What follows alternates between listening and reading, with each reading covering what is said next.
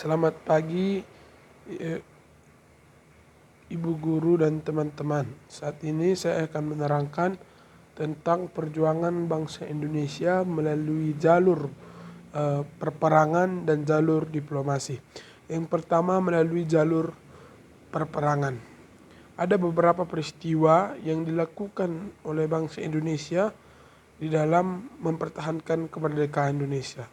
Yang pertama adalah pertempuran Ambarawa. Pertempuran Ambarawa terjadi pada 20 November dan berakhir pada 15 Desember 1945. Menurut buku Sejarah Nasional Indonesia, volume 6 yang ditulis oleh Marwati Dejanet dan Pospenogoro dan Nugroho Nahusonto, Perang Ambarawa terjadi antara pasukan Tentara Keamanan Rakyat dari Semarang, Solo yang dilatar belakangi oleh keinginan sekutu mengambil alih Ambarawa. Hal ini tentunya ditentang oleh pasukan TKR dengan melawan dan menahan beberapa tentara sekutu, dan diakhiri dengan pasukan TKR yang berhasil membuat sekutu mundur serta lari ke Semarang. Peristiwa kedua yaitu terjadinya perang 5 hari di Semarang. Berdasarkan Jurnal Pengembangan Bahan Ajar Sejarah Pokok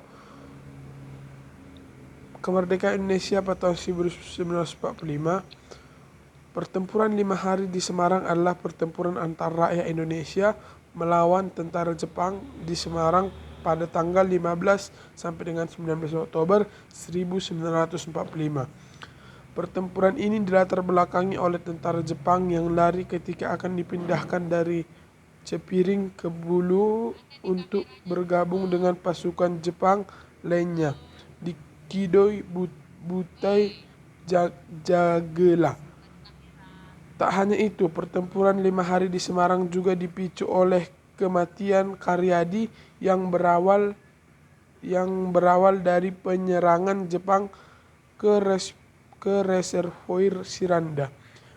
Penyerangan tersebut kemudian memunculkan berita bahwa Jepang telah meracuni reservoir yang menjadi sumber mata air masyarakat Semarang. Berikutnya adalah pertempuran Medan Area. Pertempuran Medan Area terjadi pada tanggal 10 Desember 1945 mengutip jurnal situs sejarah garis demokrasi perang Medan. Pertempuran ini dilatar belakangi oleh ultimatum pasukan sekutu kepada para pemuda Medan agar menyerahkan senjatanya. Ultimatum tersebut diabaikan masyarakat Medan. Alhasil, serangan besar pun dilancarkan sekutu dan Nica terhadap kota Medan. Serangan tersebut memakan banyak korban. Pada akhirnya pasukan sekutu berhasil menduduki dan menguasai kota Medan dengan mengusir pemerintah setempat hingga masyarakat Medan. Berikutnya adalah peristiwa Bandung Lautan Api. Merupakan sebuah peristiwa kebakaran besar yang melahap kota Bandung. Upaya ini dilakukan untuk mencegah tentara sekutu dan Nica yang akan menggunakan kota Bandung sebagai markas strategis militer pada 23 Maret 1946. Sekitar 200.000 penduduk Bandung membakar rumah mereka dan pergi ke pegunungan di daerah Bandung Selatan. Berikutnya adalah peristiwa 10 November tahun 1945 yang terjadi di Surabaya. Pertempuran ini dimulai dengan insiden perobekan bendera Belanda yang dilakukan oleh seorang pemuda Surabaya di Hotel Yamato pada tanggal 19 September tahun 1945. Ketegangan antara Surabaya dan Belanda pun semakin tak terelakkan setelah pasukan sekutu Inggris yang dipimpin oleh Brigadir Jenderal Malby memasuki perairan Surabaya tanpa mengantongi izin dari pemerintah setempat. Pada tanggal 27 Oktober 1945, sekutu memberikan ultimatum kepada rakyat Surabaya untuk menyerah dan memberikan senjata mereka kepada ANP.